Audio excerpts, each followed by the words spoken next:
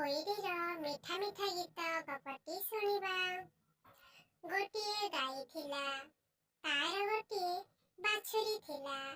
ଦୁହେଁ ସବୁଦିନ ଏକାଠି ଘାସ ଚରିବାକୁ ଯାଆନ୍ତି। ବାଛୁରୀକୁ ଚଢ଼େଇ ମାନଙ୍କ କିଚିରି ମିଚିରି ଗୀତ ଭାରି ଭଲ ଲାଗୁଥାଏ।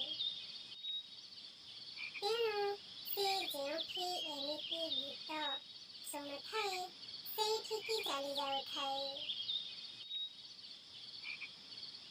ଦିନେ ଚଢ଼େଇଙ୍କ ଗୀତ ଶୁଣି ଶୁଣି ସେ ଗୁଡ଼ାଏ ବାଟ ଚାଲିଗଲା। ଶେଷରେ ଫେରିବା ବାଟ ଭୁଲିଗଲା। ବାଛୁରୀର ତା ମା କଥା ମନେ ପଡ଼ିଲା। ସେ କାନ୍ଦିଲା।